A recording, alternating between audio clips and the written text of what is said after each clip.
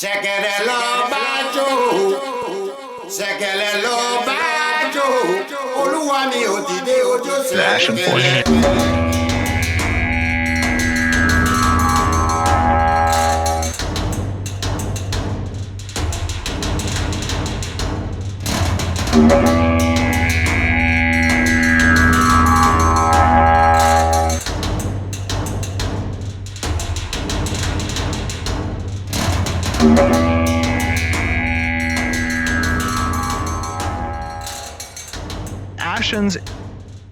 The Ashen Forge. Hello and welcome to the Ashen Forge. I'm Phantom X, joined as always by Diggs and the legendary Neurotoxin. How are y'all doing? Wow, that chat is tiny.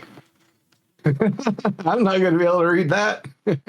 Yes. We are, hopefully everybody can hear us okay. If not, Terradin, you're in the chat, I see. Please let us know.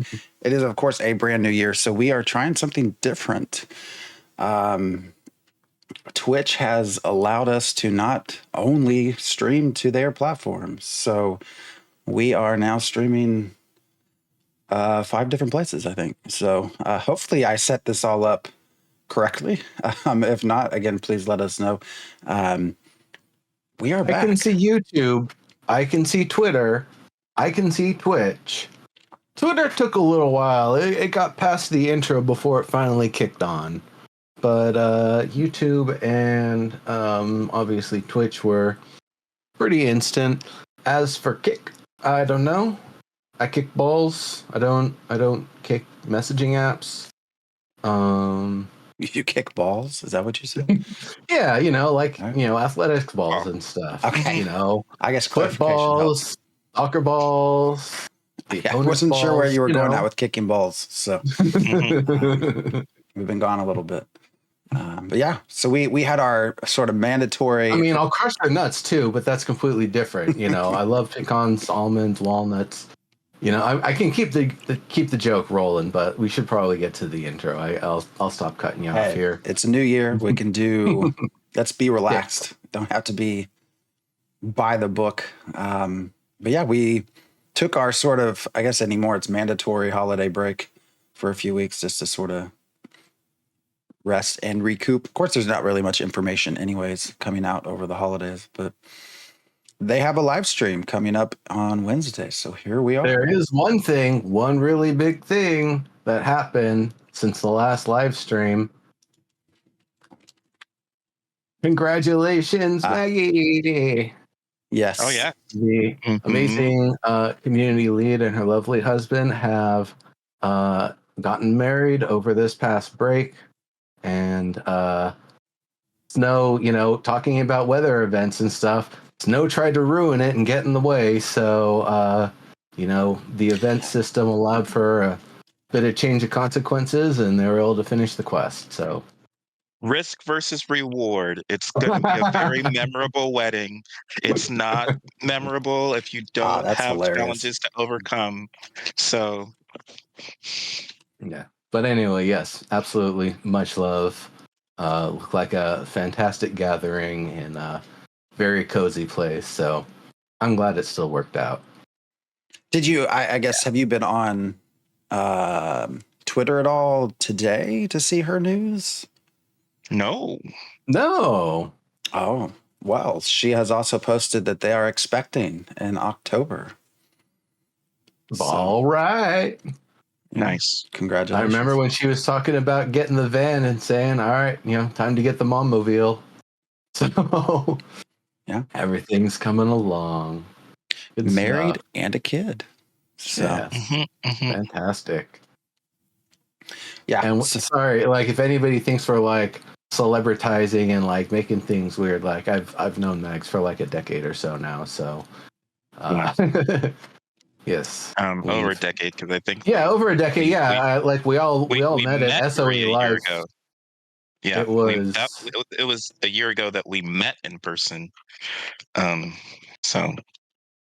years. 10 years that we met. 10 years ago. Yes. Mm-hmm. Yeah. See, I can't remember. It was definitely at SOE Live 2012. I can't remember if I had been to any on-site events before that, but I know after that I was at a whole lot of other things. So. Good stuff. Good stuff. All the way back to PlanetSide 1. Anyhow, back onto the subject of this year and this game and what might be going on with it. We've got the live stream coming up on Wednesday. So that'll be interesting. See what sort of new stuff that they're willing to show, what sort of details and everything. If there's any more teasing they're going to do about Alpha 2, we'll see. Well, Alpha 2 is going to get me back to my derail because I still have a derail before we jump into Ashes of Creation. But, oh man. But it's kind of related to Ashes of Creation. So I've been playing a lot of Lego Fortnite with my 8-year-old friend in Denver. And I'm having a lot of fun. It's really good sandbox, not so much sandbox, but like survival. Really good survival. I'm constantly having to survive. It's pushing me to build. There's tons of exploration. So I'm having a bunch of fun exploring in a bunch of different ways. But so the game came out in December. People have been data mining and finding files in there for upcoming updates, and they found like a new biome, and they found new resources associated with the biome, and a new tier level of tools, and all the glitch streamers and update streamers have been speculating that on the January 23rd update, we're going to get this new biome. One person said it's confirmed. We're getting the new biome and all this stuff. And January 23rd came and no new biome, no new resources, no new tools. And then those same streamers are like, well, they could have done it, but they're screwing us because they chose not to add it in this new update. And I'm thinking, so it wasn't confirmed. Why are you looking under the hood and then getting mad about it, guys? Right. And then you said it was confirmed. So I'm thinking, and don't be mad at me. It's not my fault that they didn't. They chose to screw us and not put it into this update. And I'm like, they didn't give us a date. You found the files. They didn't say when they were releasing, and they removed the files from the game. And it's like, yeah, because people are data mining and leaking stuff that they're not ready to release yet. But my other thing, kind of related to Ashes of Creation, as we're speculating about dates and even us taking a little hiatus, the game released in December. Why would you be expecting a new biome January 23rd? Like, we probably crunched in order to get the game out in December, and then you figure they're probably going to get a winter holiday break of Hanukkah off and Christmas off and New Year's off, and probably they're not going to be trying to push their employees to spit out a new biome is a lot, plus resources and all that stuff. So then there's why are you simping for Epic? Are you trying to get hired by Epic? And I'm like, no, it's just You trying to get it hired makes by sense. Epic. You know, if you know anything from the game development side, it doesn't make a lot of sense that they're going to release something so big right after. Like even when we were speculating on Alpha 2, we're like, probably it's not going to be January. Could be February, but probably not in January because we're going to want to give them a winter holiday break, you know, just so I did find that to be funny. So Now I can jump back into Ashes of Creation. A lot of those kinds of questions in the live stream question thread too. The stuff that nobody's going to like. What 500 years from now, how are you going to balance the game? It's like the game's not even Alpha 2 yet. Why are you asking about balancing years down the line? Like why is that even a thing in your mind? I'm sorry, did they say 500 years? I made that up, but like later, yeah, like they did indicate 2 years later, like how are you going to balance? And it's like you haven't even had a chance to test the game yet. Like, why are you asking about balancing questions? I don't. I mean, I can answer the question. It's a very, very easy answer. We're going to get feedback from the community and the data from gameplay and make changes based on that. You can carve that into stone, and every time the question comes up, point at the stone, because that's going to be the answer. The only time it's not going to be the answer is if it's somehow the game doesn't do well, and it's like, well, we got to reduce to a skeleton crew, and we got one server left. Sorry, but I highly doubt that the game's going to do that. You know, the more we've been seeing some of the little startups and one-offs and other games that are, you know, trying to jump into the, you know, using Unreal 5 and doing something new in the MMO space sort of thing.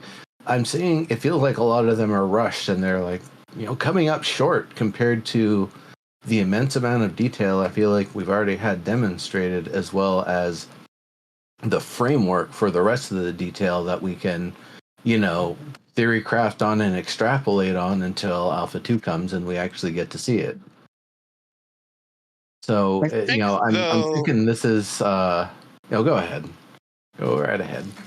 No, I think I was just going to say that, one, there's this balance that you're going to have anyway between our devs. If you're talking about balancing, they're trying to do a tightrope between what's good for the game and the rule sets that they want, and also what the players want. So gamers want. A lot of time gamers, you know, even you got that somewhat with Steven, right? Like, I'm a gamer and this is what I want to do for the community because it's our community and I want to make a game for gamers.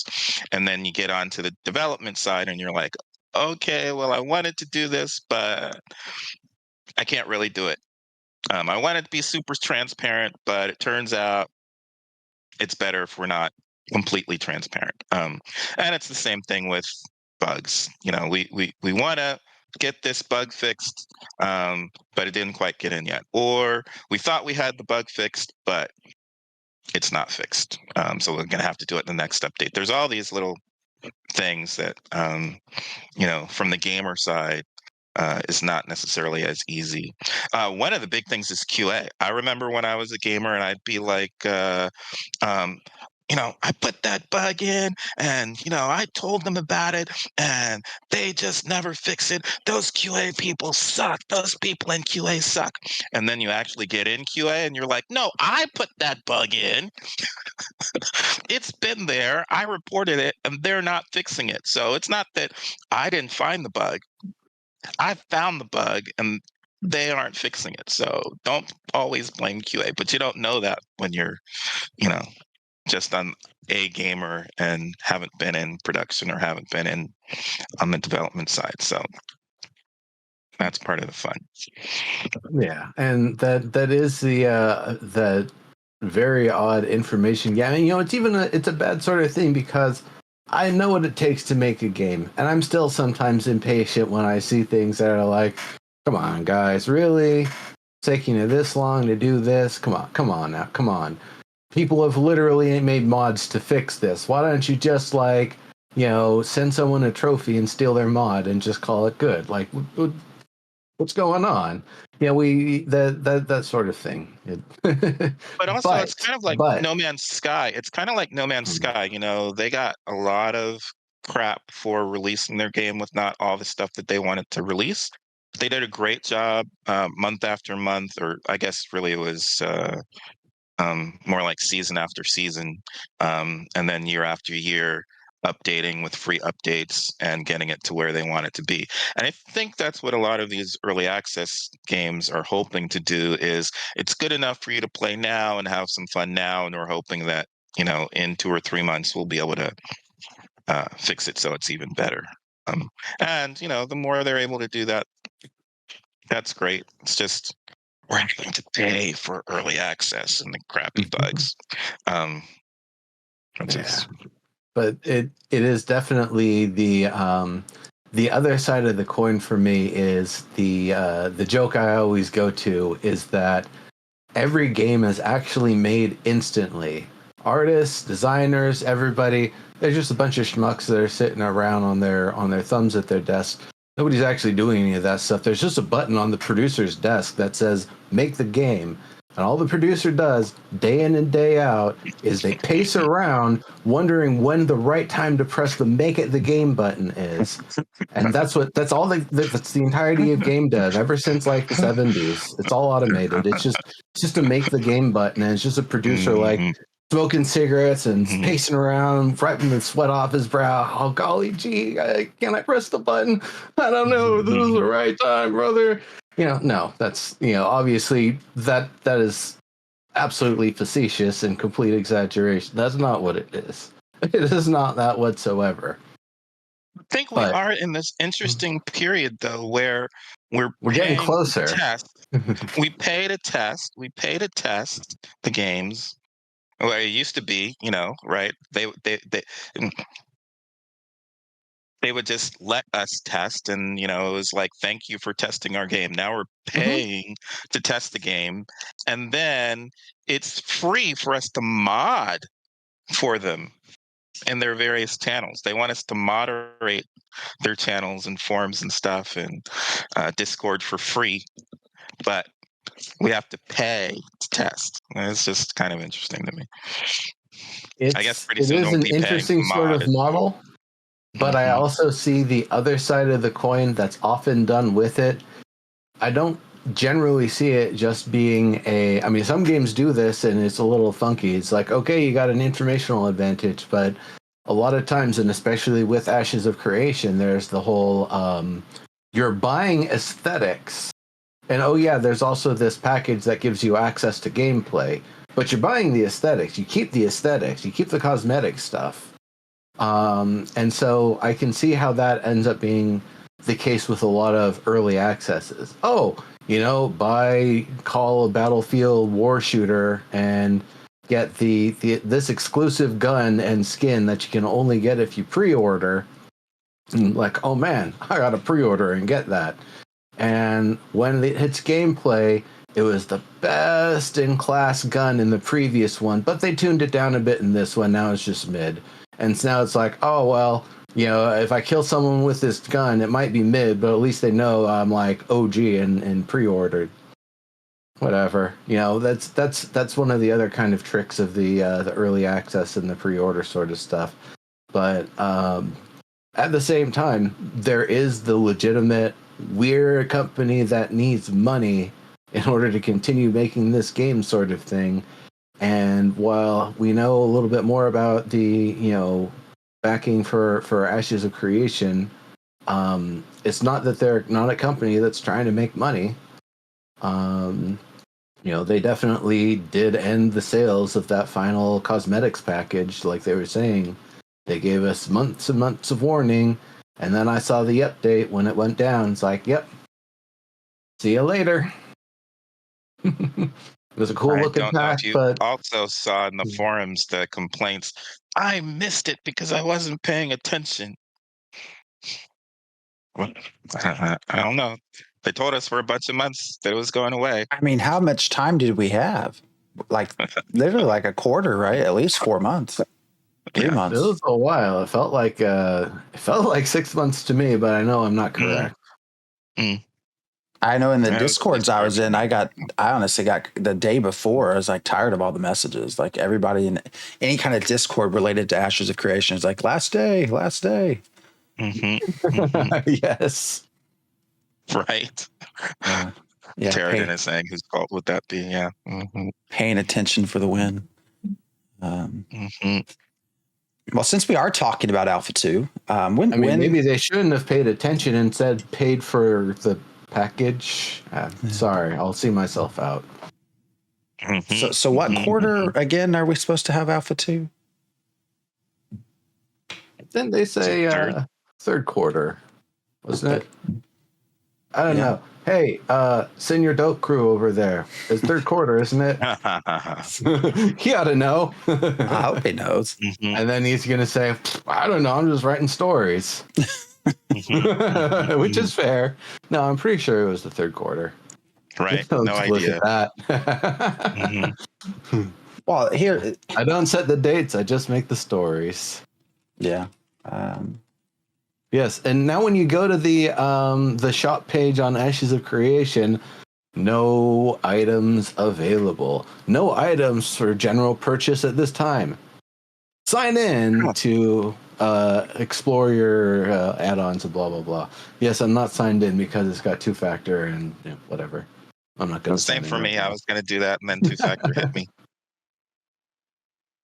But it is definitely not out in the open on this store to buy a package and get access. So if I had to wager, most of what's left in the sign in and buy stuff is the higher tier people that can buy in at even higher levels. Yeah. Or whatever that is. Go ahead. Well, I was just saying, so here we are, third quarter, and everybody, of course, they hear third quarter, they think like early third quarter, like, oh, there's no way it's going to be, you know, like August, September, like, moving into October. You know, we're not going to straddle that third, fourth quarter line. It's got to be early third quarter. The reason I'm bringing this up is if y'all remember way back, we were told Alpha 2, we're going to have some tests back in December. Remember this?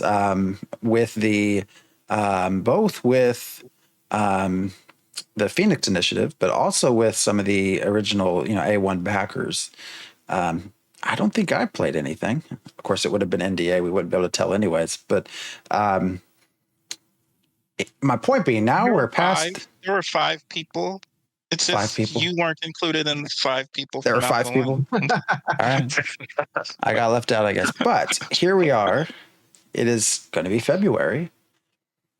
And as far as I'm aware, now there's always PI. I have no clue what happens in PI. But I would assume, hopefully, PI is in there. But we're at February, and we still don't have any of the larger group invited in as far as anyone is aware. I don't know. I'm just saying, third quarter. I'm sticking with October was my pick. So I don't know why you're even worried about that, because the game is releasing before 2020. Where are we? What? Yeah, we're back to the releasing before 2020, so we don't have to be worried about Alpha 2 like in the third quarter of 2024. Got to change the date of our podcast. Good old Kickstarter. Yeah, but 2030. That happens. It happens a lot of times, and you know, it's one of those things that it's probably better that it happened than it didn't, because I don't know what we would have gotten if Steven and crew tried to rush something out and called it an MMO. I'm glad that they've taken the time. He's learned a whole hell of a lot about game development over this, which is, you know, really important to being able to succeed and, you know, manage expectations and everything. And it's been a bit of an interesting journey with you know, seeing what's been going on kind of mechanically and potentially narratively with you know, Jeffrey Bard having left and Bill Trost jumping in. They say that. I don't think we've had any indication that he's been doing anything or he's even there. What? You know, there's another people before 2020 thing, right? That's there's like people who definitely know, but I get the feeling that he's more of a perhaps to show, not to to tell and not to show. To show and not to tell. No, to tell and not to show. They told us he's working there, but we haven't seen any indication. Oh no, I mean for his work, for his to be more that he prefers to demonstrate it than talk about it to us, which, yeah, you know, there's a lot of room for a lot of facets and intricacy to the entirety of the narrative system. So if he's so busy with that he doesn't want to jump on a live stream to talk about it, hey, amen to that. Not even just a live stream. Steven hasn't told us what Bill has done.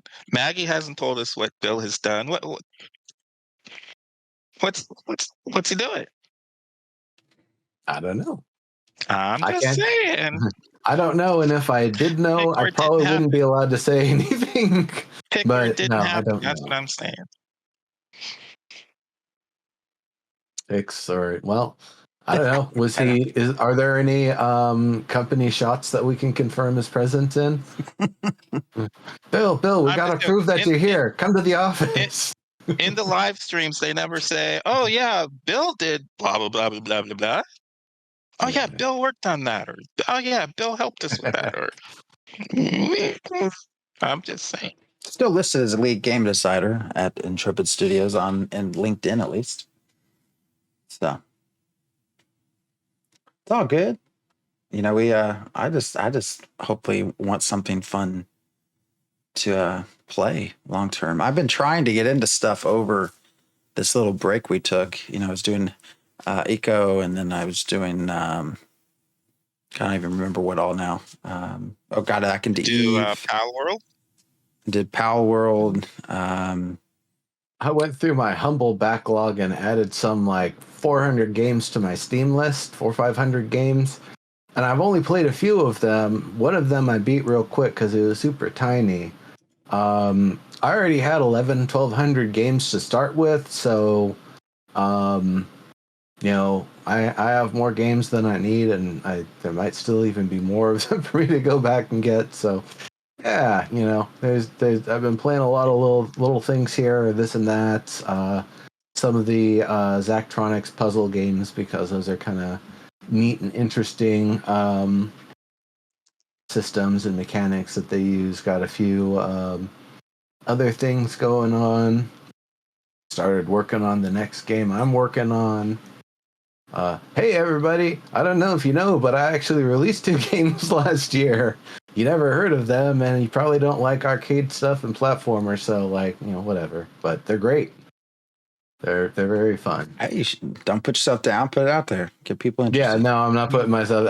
I'm just teasing. They're fantastic games. They are. But yeah, Deathwish Enforcers, Guardgrave, Deathwish Enforcers. Hold off. Wait for the Steam version. Guardgrave. Jump on it. And if you're not convinced, I think the itch version still has a demo, so you can hop on there too.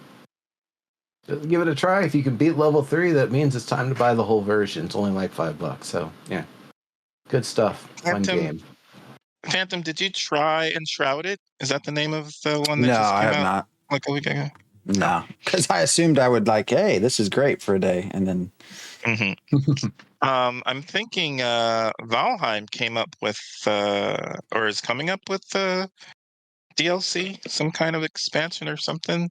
And I'm thinking that's going to be more interesting to me than Pal World or Enshrouded, even. Really not interested in Pal World. And I'm not sure why I'm supposed to be more interested in Enshrouded than I would be in Valheim once they introduce new content. But other than the It's fact, new and shiny. you know, who's playing? Well, who's playing? You know, honestly, after I Valheim saw a dude cut down a log IRL and have it go like sliding about a half mile down the mountain towards camp, it's like, yeah, I don't even need. Why play Valheim when like watching people fumble around as lumberjacks is way more fun. Honestly, the tree cutting and the mechanics behind that was probably one of the things that was most outstanding to me in Valheim. It was a simple system, but damn it, the fact that you could use trees to break rocks to get, you know, stone and ore that you weren't able to access, to knock down trees you shouldn't have access to kill freaking trolls with if you can drop it on their damn head. That's awesome. That's a game that uses trees the right way. I like the, you know, physics of their building system, that you have to support the weight of the things going up. You can see what's well supported and what's under a lot of load. There's a lot of really good mechanics to the game, a lot to love, but just need more. Need more than that. Mm-hmm. Mm-hmm. Yeah, I was having some fun while DOP crew were playing. And I think I'd play it again if people were playing. I think that's the big thing, especially with normally in survival games. I'm not really a big survival game player, but it can be fun to gather resources for other people who are builders. I think the building in that game is. I'm not a great builder in Valheim. Better builder in Lego Fortnite.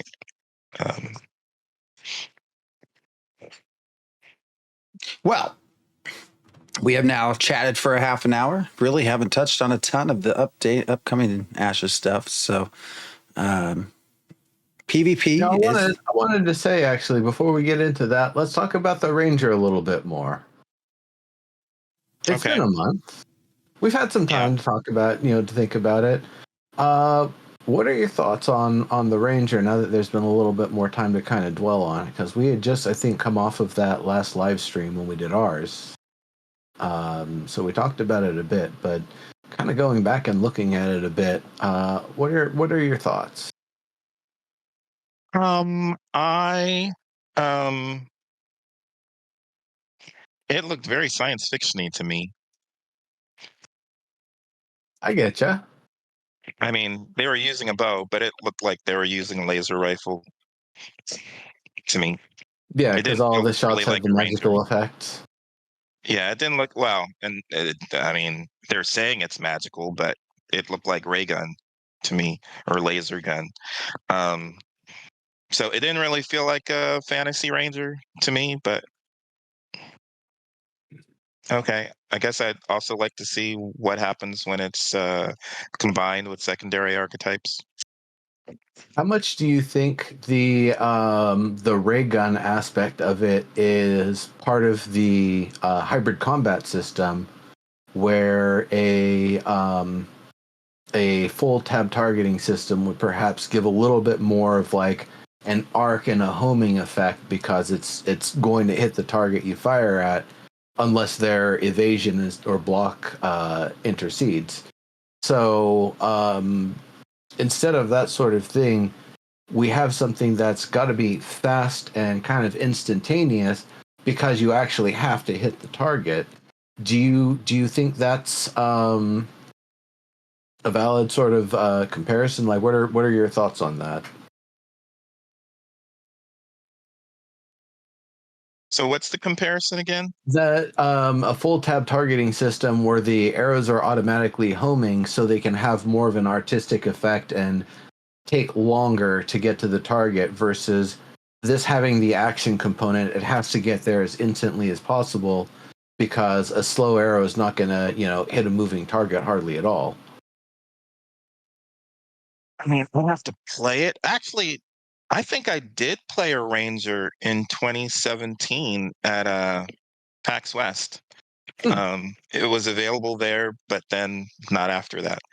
That was a different decade. Right? And I think it felt pretty good then, although I was kind of wishing that I could use barriers, like place barriers in between myself, especially when I'm uh, running from a ranger. Um, so it's an interesting mix because I guess playing as the ranger, you do want there to be times when you can build your character such that it's close to being an automatic hit, right? Like my ranger should be better at aiming than I can be physically if I'm not, especially if I'm not as a player, I'm not great at aiming. Um, but it is also nice to have the ability of saying, "Hey, I know I made that shot." Like from a player standpoint, I actually made that connection. So Yes. Hit from the Ranger, confirmation. that's one of the ones where it's really nice to have that mix of both. Um, it's an RPG, so as an RPG, that's different than an FPS. So if it was an FPS or a third-person shooter, then I would be expecting those to all be player skill shots. You don't necessarily need as much help from um, the game to build your character to be better than you are as a player. But from an RPG standpoint, I should be able to make heroic builds that are better at decks than my actual decks. Um, so it was nice to see some AoEs. I don't know that I specifically liked the special effects.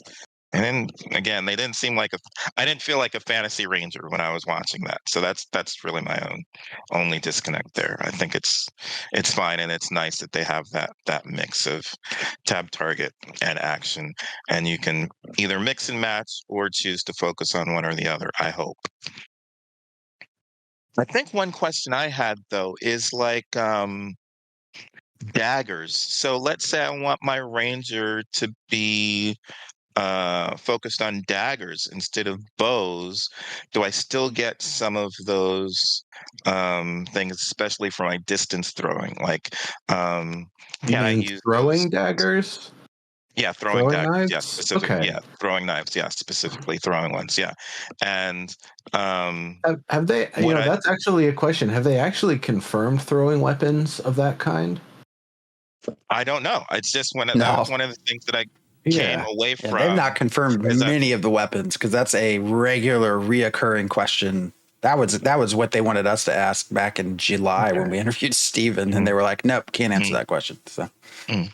So, Yeah, so because when I think of ranger and then any archetype, any class can use any weapon, then that does have me thinking, right? Okay, so let's say I want to do throwing daggers instead. Um, how well can I use some of those ranger abilities? I wouldn't expect to use a lot of those with, let's say, a sword um, or an axe, not the ranged but ones, no. I'm saying, but with the throwing dagger, can I do like instead of a rain of arrows, can I do a rain of? I mean, it's effectively doing the I same I thing as a think rain of daggers, basically. I like where you're going with this, Diggs. I just want to recontextualize it to a weapon that is confirmed. That's the wand. A wand ranger instead of a bow ranger. Um, that is a good point. Would it be a rain of wand blasts? I like that actually. I really like and hope that that's an alternative. That instead of playing the physical and nature combined sort of, the more expected route, that you use a one, maybe even one of a particular element that synergizes well with your nature abilities, and that you're using that and specking into more of a wand ranger sort of thing. It is really super interesting in the sense of because your augments are supposed to be able to change um you're supposed to be able to change what your active skills look like. So how would that look if you're a ranger mage and you're using some of those AoEs instead of a rain of arrows? Is it a rain of lightning? Um, uh, and um, maybe the throwing daggers thing, because some of the throwing dagger could be weapon based, right? Weapon skills versus active skills. But if you're a ranger rogue, that may make it more likely for the appearance of your um, active skills, whatever those are for the ranger, to have a different look than raining arrows or raining something else. So those are the kinds of things that I was thinking of when I was watching after watching the Ranger video that we didn't get answered. But we'll ask Steven that the next time. Maybe since it's a year since we had him on, then um, we'll get some of those answers. Because it's definitely something that's going to come up in Alpha 2. At some point, I am going to go through all the classes and run the gamut with all the different categories of weapons, and then come up with, hey, so I know there's this hard and fast rule, everyone can use everything, but here's where all the weak points are because, this and this and this and this. And so, is it supposed to be like they're better for different people, but anyone can use them, and so it's still like eventually kind of pigeonholes and a range of best in slot for the class sort of thing, or will it really be broad and open that any sort of flinger chucker launcher that you've got will correlate with your ranged attack skills, and any sort of smashy stabby slasher will correlate with your melee skills. Like that's if it's like that, then I'm going to be really, really happy because I'm really excited to see the sort of variations that we'll see, the different builds and specs and stuff. especially as people specialize in all the other categories, the racial stuff, the guild stuff, all of that.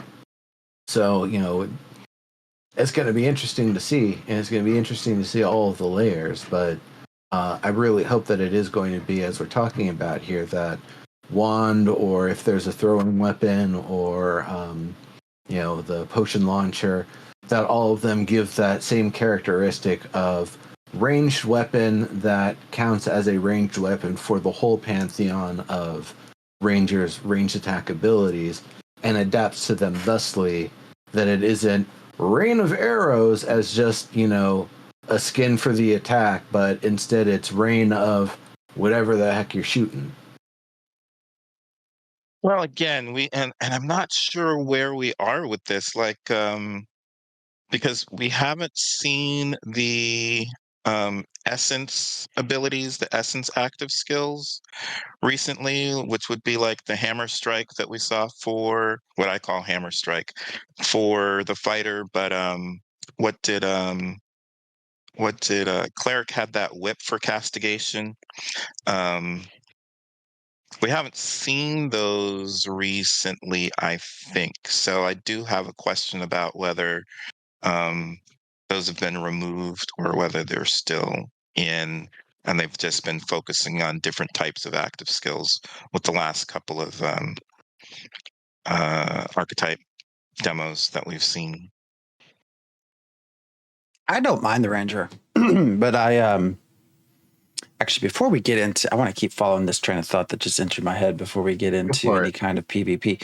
The ranger, though, I think looks fun. I think it comes up with this in chat, but I think it comes down to kind of two things for me. I've actually picked up the ranger in a lot of other games. Just it's been fun to sort of play that type of character. But the secondary class, I want to know what the combination of either ranger rogue or ranger cleric feels like. The ranger cleric more so for that, hopefully like old school kind of EverQuest feel of a ranger. Someone that just sort of, I feel like my historical remembrance of that class was someone that just kind of cruised along, just showed up, and they could heal you, they could do some DPS for you, they could kind of hang back, and kind of a jack of all trades type of scenario. And then the ranger rogue, I think sounds very interesting if you can add some shadow elements and some other things to what you're doing. And then combat pets, like how that all plays in. No, Ranger Rogue for me is, it's adding some stealth, but adding more mobility. Being able to fire a grappling hook and then climb some more just on the sheer surface because you got some of that rogue juice. Hell yeah. I'm all about mobility, especially in a game where you can go to everywhere you see. So you can stand on everything that looks like a platform. It isn't just going to have this funky collider there that's waiting to stop you. You see it, you go there. You've got this nice perch that you're fighting from. The one thing I always worry about with that is mobs that reset because they don't have some way to respond to you instead of just running away and getting out of range, or finding some way around to try to get at you, or finding some way to fling something at you so you can kill them and pick them off. That's going to be like one big they'll concern. play very different. I think they'll play extremely different. I think the Ranger Rogue's going to be a much more up in your face type of stealth movement type build. Probably not even relying on bows very much. Maybe crossbows versus this healer combo. I view as more of the traditional. I'm going to stay back here. I'm going to fire my arrows and I'll heal people kind of in the back as need be. We'd have to see what kind of schools, augment schools are available for Rogue. I'm not sure that there's a mobility school. We haven't seen anything about the character's mobility stuff yet. I believe mobility abilities are like still unrevealed. They could be their entire live stream. Right. But I would not be surprised if some form of shadow step might be available as an augment. And when you think about that, Depends on what you're thinking of as a mob, because um, animals might not have access to shadow step, but um, if you've got uh, people, the people that we're fighting, brigands or whatever they come up with, should also have classes, and those classes should have access to the similar augments and active skills that we have. So if you have a ranger rogue who can get up to a cliff, I would hope that your mobs would have the same. I mean, especially the people ones. Um, they should have those similar abilities, so they should be able to port to you and link to you and all that kinds of stuff too. So There was a battle in hopefully the Alpha AI. 1. There's a battle in Alpha 1 that I thought was one of the most well-staged battles of the entire thing that we got to see. It was climb way up to the top of these rocks, and then there's two ancients you've got to kill. Both of them have a powerful knockback that will yeet you off the edge, you and your buddies. And so you'd have to go all the way down and back up while everybody else is trying to survive, or it's just a wipe. It's probably going to be a wipe anyway if anybody gets yeeted, unless you got a big enough party. Required a lot of coordination. Real good, just open world battle, and I want to see more of that, more of enemies being able to use the environment in that way. That was a staged setup with an ability that happens to knockback, so that's more of a parlor trick than an enemy actually particularly trying to knock you off an edge. So that's actually, I would like to see that. I would like to see like a bandit tank or whatever, or fighter, charge me and knock me off the surface.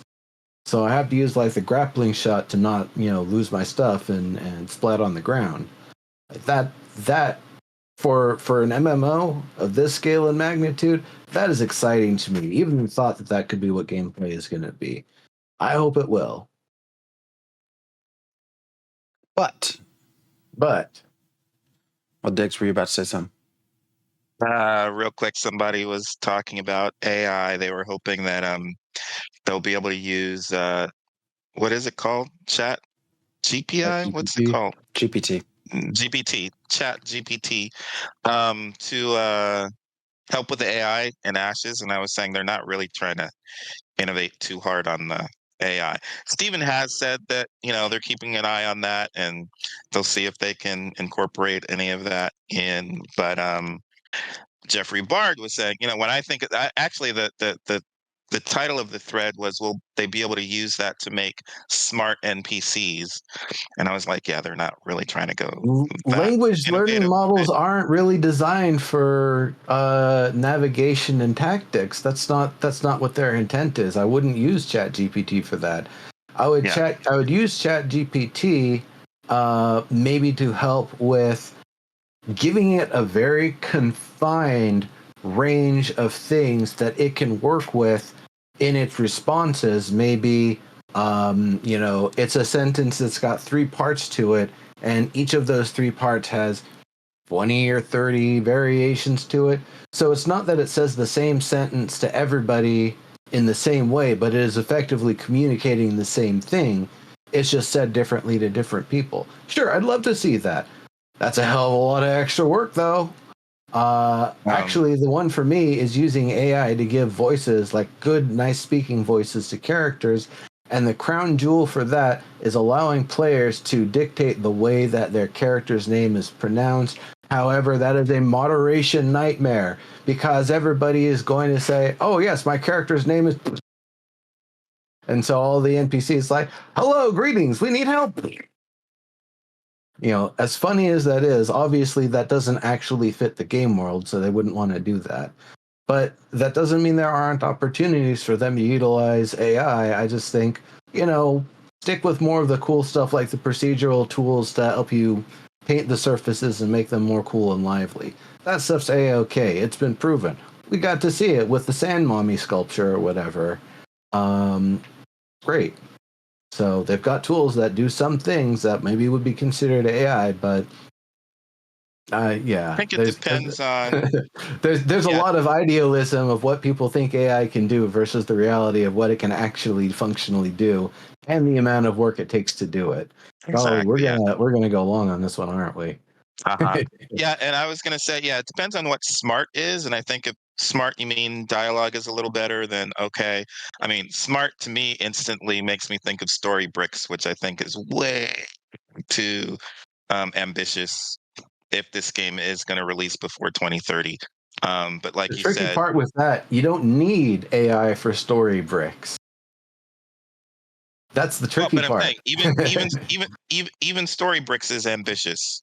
Well, yeah, Storybricks was a Particularly, behavior. It was yeah, it was but that's what I'm saying.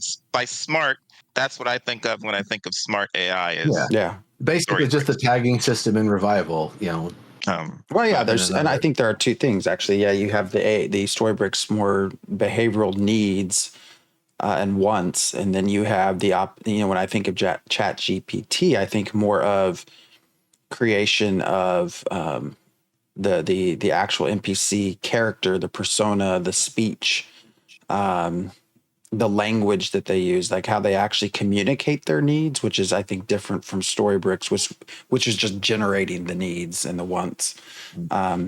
Those two together, I think, are sort of your holy grail for AI, as being able to get to a point where you can almost. And I've had this debate. Terradin's going to. I've been in the the Discord for oh my god, the name of the game just left me. Revival, No, anyway, Chronicles? seed, not no, seed. no, it's not even close to Mm, out. mm. Not Seed Terradin. Our other one that's oh my gosh. Anyways, we've had a lot of X-Ray? there's been chats about this with I think that's the next, when you get to a point where you can't tell if an NPC, like you can actually go into a game and just want to chat with an NPC, I think is going to be incredibly interesting when that can happen. How was your day? And you actually get back a real response of, well, I only was able to harvest 24 potatoes today. I was expecting 3. Those damn bugs got in the way. That's going to be interesting. It's actually got to have like a full-fledged game around it though, because I think there is just like talk to AI Jesus that you can just log into and start talking to AI Jesus. Playable Worlds. Yeah. Playable Worlds. It's in that Discord. Yes. In that Discord where we've had this conversation. And I'm not looking for a chatbot. That's not what I want. I'm not advocating that that's the kind of game. I'm just saying when you can include that and you can include it in an AI-driven way, that's not too time consuming or technically difficult because you're relying on a third party.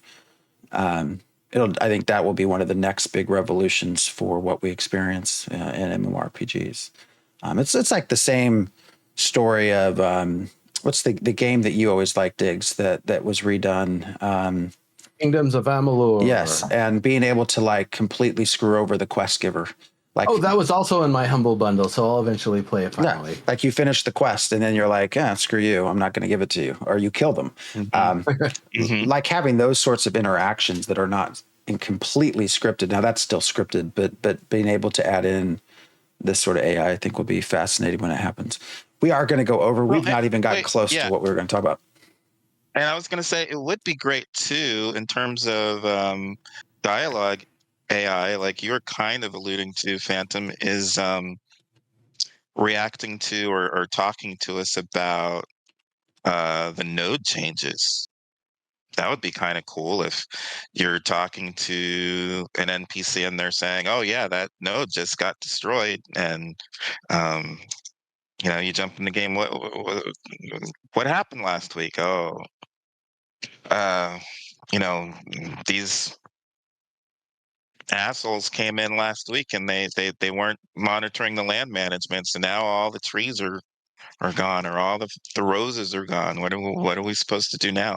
Um, if we could get NPCs talking about that, that would be cool. Although we're really supposed to be talking with other players about that stuff, so I wouldn't want that to make it so that it stops players from talking to each other. But it would still be cool if we could get NPCs to also react to what the players are doing. So we have not even gotten to the PvP. I wanted to. We might actually just have to end up keeping a big talk about that till after the thing, because I How actually. much time do you have, Nero? How much time do you have? I've only scheduled up to the end of the hour, so I might get called away at some point. But till then, we can either talk a little bit about PvP, or we can hold off on that one until next week and spend the whole episode on it. Well, let's maybe wait, and because I wanted to bring up something else. So in Discord, I've been absent from Ashes for most of this period, probably a good 3 weeks now. Discord forums, all of it, slowly reintegrating. And so, of course, one of the first things I do is to go back and see what Steven has been chatting about. And one of the things, it's not much because he doesn't really get into Discord as much as he used to, or he does in bunches. I really disagree with their take on utility and support classes. He was talking about the Bard, and I guess the Bard and the Summoner are sort of your utility support groups. And I feel like it sounds interesting, like you're literally dancing and singing when you're playing the characters, what he's hinted at. But, I don't think of a support person as doing really any kind of DPS themselves, right?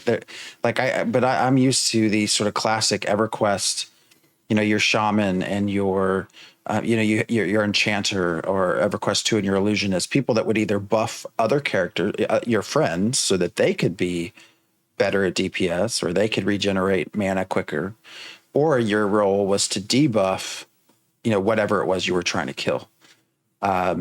And that's where I see utility and support. And I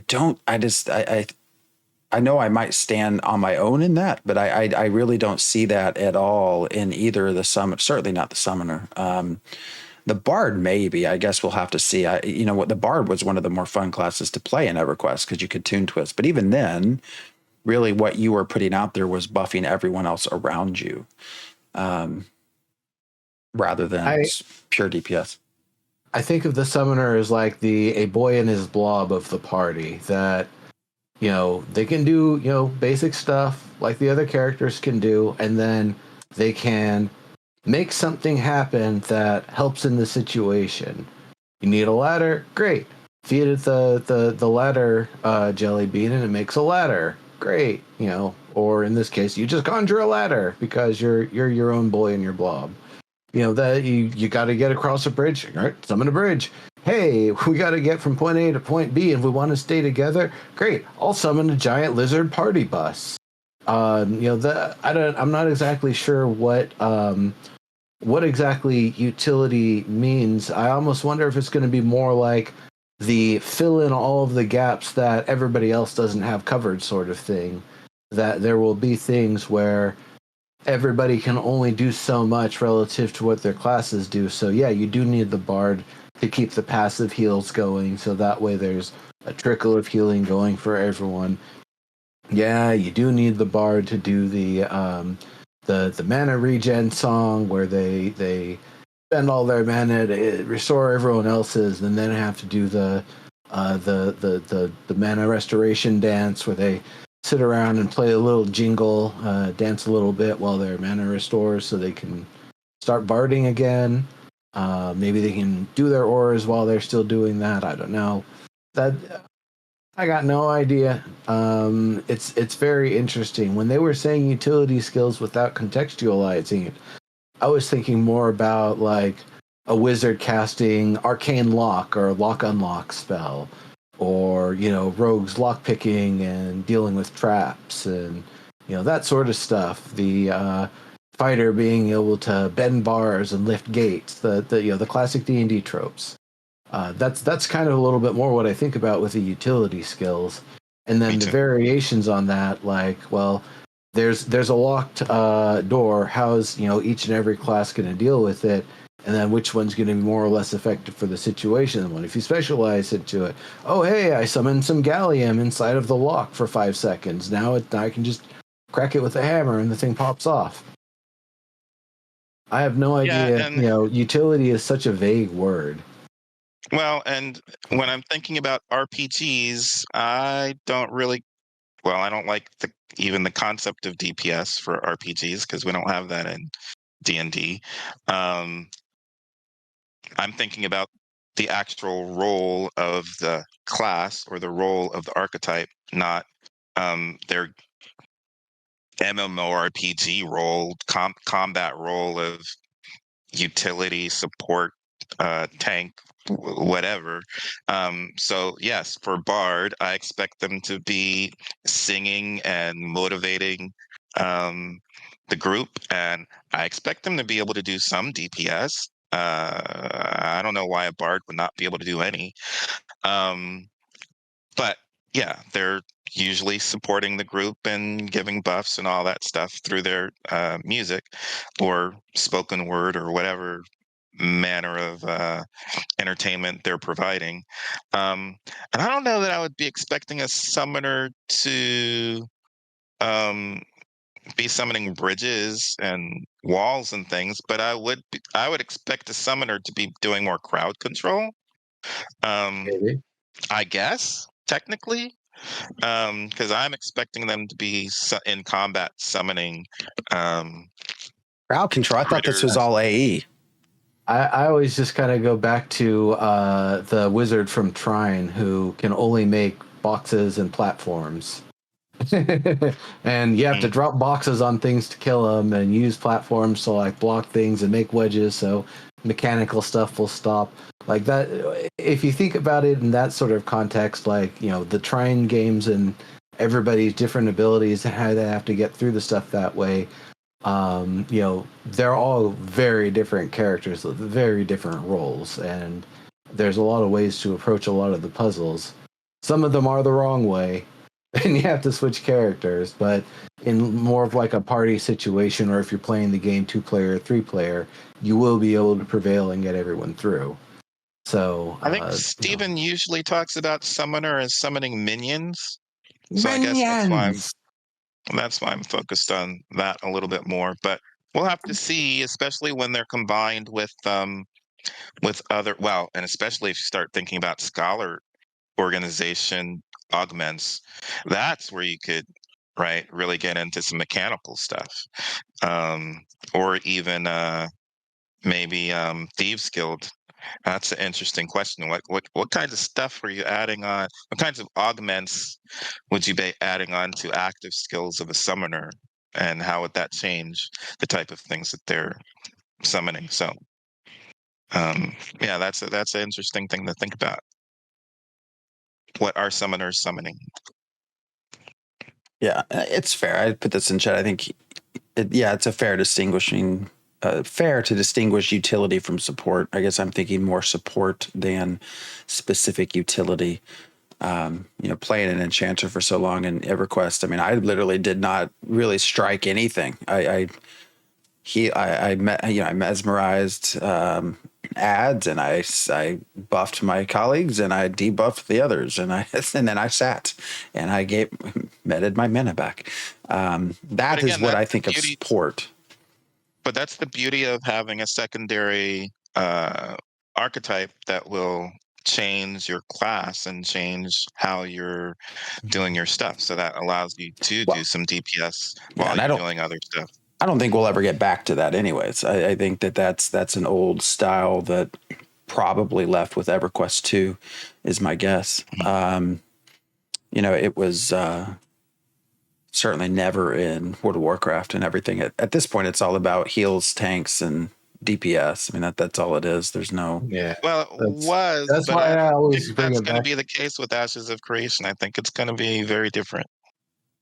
Yeah, I suppose the other thing that I'm wondering is, again, how much self-sufficiency versus needing the other party members everybody needs for every different thing. I think about with like a fighter in D&D, you don't think about a fighter as a healer, except they have abilities to self-heal themselves. And, being able to self-heal, and some of them have some other benefits to them when they do it, that's just as important as someone else being able to heal you being able to heal someone else. So people don't really think about like, fighters aren't healers. But if you go through the entire combat log and you tally up all the amount of healing that everybody did, in total across the party, the fighter's not nothing. They did a lot of healing across that campaign. They're not a healer. They don't heal other people, but they heal themselves. And so they have some of that self-sufficiency. So I'm wondering also how much of that each character has and how much you're, in order to coordinate with other players, kind of, okay, I'm going to stop healing myself as much and rely on you to do it more, but I'm still going to do it when I need it, especially if you're, starting to slack off, or I can use like a super defense or whatever for a little bit. That's looks like you're falling asleep. I know you're not, but when you're looking down there for a second, it's like, oh no, I'm putting my guy to sleep here. I was watching, San Francisco, Detroit looked like they were going to run away with it, and they actually just lost. Gotcha. Which is crazy. Anyways. No, I'm not sleeping. Not yet. No, okay, good. Well, we are running over. I will say real quickly, I did do an impromptu poll of Discord and Ashes, and to see what everybody thought they would expect from this live stream, which is Wednesday for PvP. And it was basically like, we expect them to be fighting. Like, I don't think anybody has huge expectations.